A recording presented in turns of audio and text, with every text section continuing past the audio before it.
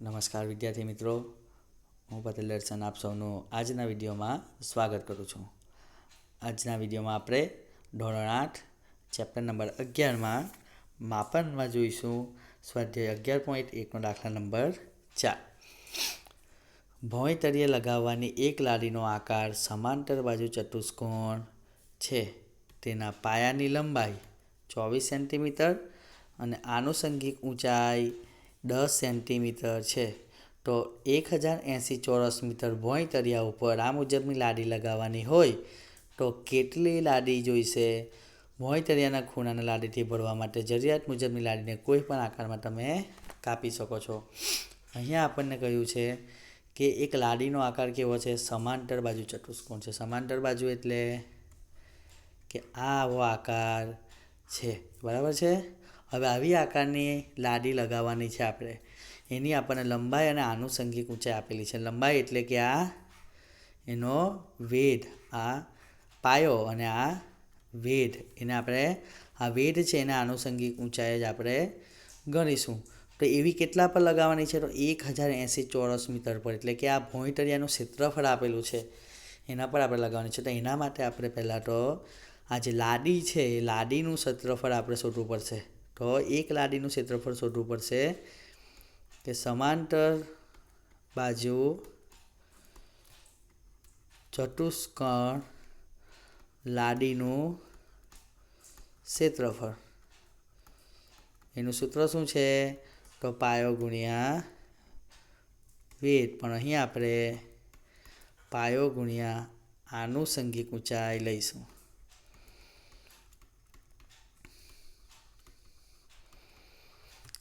પાયાનું માપ આપણને કેટલું આપેલું છે? 24 સેન્ટીમીટર આપેલું છે. તો 24 સેન્ટીમીટર એટલે એને આપણે મીટરમાં ફેરવવું હોય તો 100 સેન્ટીમીટરે 1 મીટર. તો 24 એ કેટલા? તો અહીં ક્રોસ ગુણાકાર થાય, 24 ગુણ્યા 1/100 એટલે 24 ભાગ્યા 100. અને આનુષંગિક ઊંચાઈ કેટલી છે? 10 સેન્ટીમીટર. તો એને પણ આપણે મીટરમાં ફેરવીશું તો 10/100. આ 0 0 ઉડી જાય. અહીં આવે 24/1000, પણ કેવા? મીટર સ્ક્વેર, એટલે કે ચોરસ મીટર. તો આપણે મીટરમાં ફેરવી કાઢ્યું અને એનું ક્ષેત્રફળ પણ શોધી કાઢ્યું. તો આ એક લાદીનું ક્ષેત્રફળ છે. આપણી પાસે કુલ ક્ષેત્રફળ કેટલું છે ભોંયતળિયાનું? 1080 મીટર. એટલે કે ભોંયતળિયાનું ક્ષેત્રફળ બરાબર આપણને આપેલું છે 1080 ચોરસ મીટર, એટલે કે મીટર સ્ક્વેર. તો આટલી એક લાદીનું ક્ષેત્રફળ છે. તો આના પર આપણે આટલા ક્ષેત્રફળ પર લાદી લગાવવાની છે. આ એક લાદીનું આપણને આપેલું છે. તો આપણને ખબર છે કે 24/1000 મીટર સ્ક્વેરની એક લાદી અથવા તો લાદીની સંખ્યા કેટલી છે? બરાબર 1. તો ભોંયતળિયાનું ક્ષેત્રફળ કેટલું છે? 1080 મીટર સ્ક્વેર. તો એનું કેટલી લાદી લગાવવી જોઈએ? કેટલી લાદી થાય?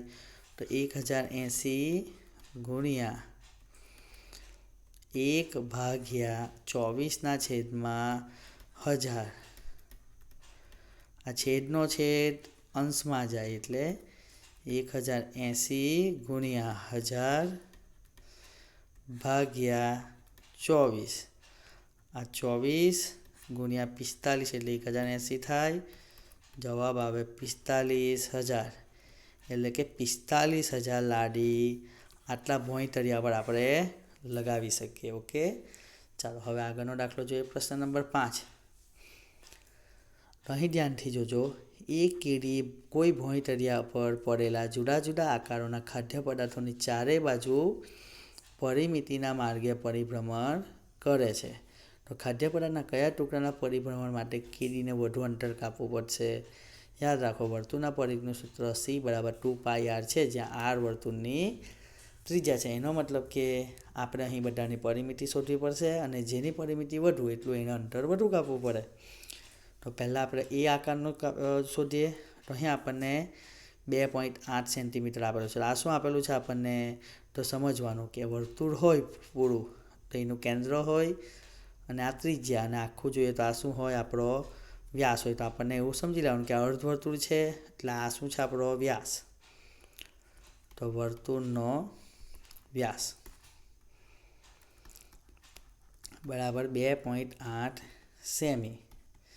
તો આના પરથી આપણને વર્તુળની ત્રિજ્યા મળી જાય. કેટલી? તો વ્યાસ કરતાં અડધી એટલે 2.8 ભાગ્યા 2 એટલે 1.4 સેમી. તો આપણને વર્તુળની પરિમિતિનું સૂત્ર ખબર છે કે વર્તુળની પરિમિતિ બરાબર 2πr. પરંતુ અહીં આપણે અર્ધવર્તુળ છે એટલે આપણે શેની શોધવાની છે? અર્ધવર્તુળની પરિમિતિ. તો માટે અર્ધવર્તુળની પરિમિતિ બરાબર 2πr/2. કારણ કે અડધી થઈ જાય તો અહીં 2 ઉડી જાય તો શું જવાબ આવે? πr. એટલે આ અર્ધવર્તુળની આપણને પરિમિતિનું સૂત્ર થઈ જાય. બરાબર. હવે આપણે આખી પરિમિતિ શોધવાની છે. બરાબર. તો આકૃતિમાં આપણે આટલી તો પરિમિતિ આપણને આટલી જ મળશે. બરાબર છે. અહીં આ અર્ધવર્તુળની પરિમિતિ આટલી જ મળશે. પણ આપણે આ વ્યાસને પણ લેવાનો છે કારણ કે અહીં પણ ચાલશે ને. બરાબર. કારણ કે વર્તુળ હોય તો 2πr એટલે કે આપણે આખી આ શોધીએ છીએ. બરાબર છે. આ પરિમિતિ શોધીએ. પણ અર્ધવર્તુળ હોય ત્યારે ક્યાં સુધી આવે? તો અહીંથી અહીં સુધી જ આવે. બરાબર. એટલે આટલી જ પરિમિતિ શોધાય આ πrથી. પરંતુ આ જે આપણને વ્યાસ આપેલો છે તેને પણ આપણે ગણવાનો. એટલે આપણે અહીં માટે આકૃતિની પરિમિતિ જે આપણને આપેલી છે તે બરાબર શું થશે? આ πr તો ખરા જ, એમાં આપણે આપણો વ્યાસ પણ ઉમેરવો પડશે. તો πr એટલે પાઈની કિંમત 22/7 ગુણ્યા r એટલે 1.4 વત્તા વ્યાસ 2.8. તો અહીં 22/7 ગુણ્યા 1.4 એટલે 14/10 વત્તા 2.8. અહીં 7 દુ 14 એટલે 22 દુ 44 થાય એટલે 4.4 વત્તા 2.8 એટલે કુલ આનો સરવાળો કરીએ તો 7.2 સેન્ટીમીટર રહીશું. તો આકૃતિની પરિમિતિ આપણને શું મળશે? 7.2 સેન્ટીમીટર મળશે. હવે આપણે બીજી આકૃતિની શોધી કાઢીએ. ધ્યાન રાખજો કોની કેટલી મળે છે તે આકૃતિને તમે ધ્યાનથી જોજો. બીજી આકૃતિ જુઓ. આપણને અહીં કીડી ચાલવાનું શરૂ કરશે. તો એક તો આ છે, આટલું ચાલશે, અને આ પાછું અર્ધવર્તુળાકાર જેટલું ચાલશે. તો પહેલાં તો આપણને આનું માપ આપેલું છે 1.5 સેન્ટીમીટર. આ આપણને આપેલું છે 2.8 સેન્ટીમીટર. એનો મતલબ શું આપેલું છે આપણને? તો એક રીતે એનો વ્યાસ આપેલો છે. વ્યાસ એટલે કે વ્યાસના અડધા કરે તો આપણને પરિમિતિ મળી જશે. તો પહેલાં તો આપણે અર્ધવર્તુળાકાર ભાગની પરિમિતિ આપણે આગળ જ સૂત્ર જોયું કે શું થઈ જાય?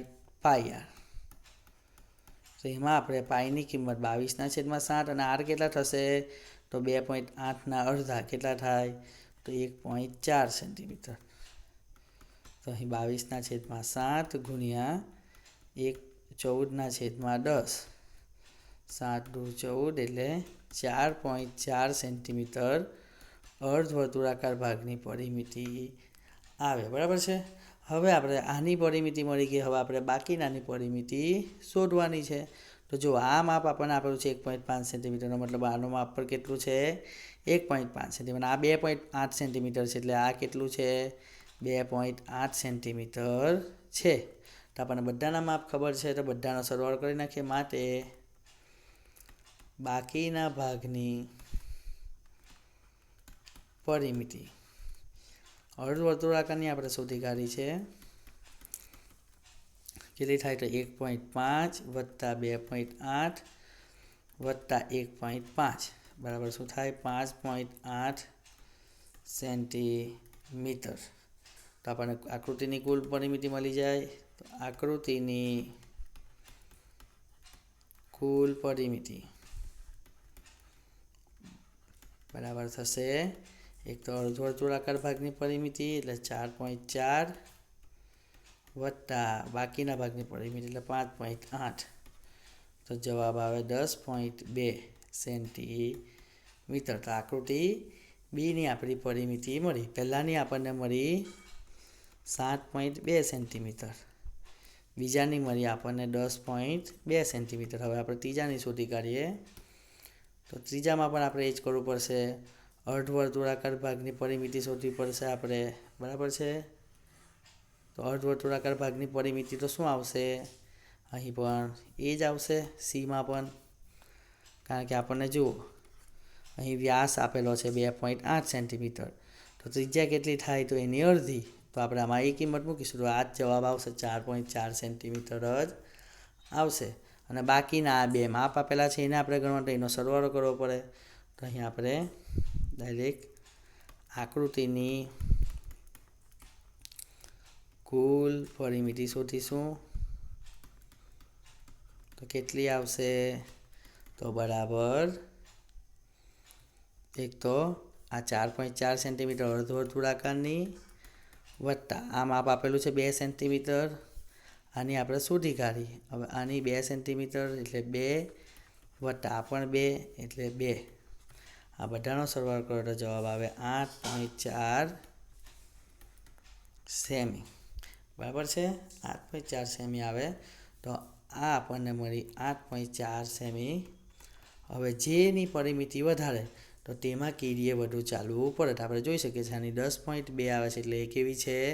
વધારે પરિમિતિ છે. માટે ખાદ્ય પદાર્થના ટુકડાના પરિભ્રમણ માટે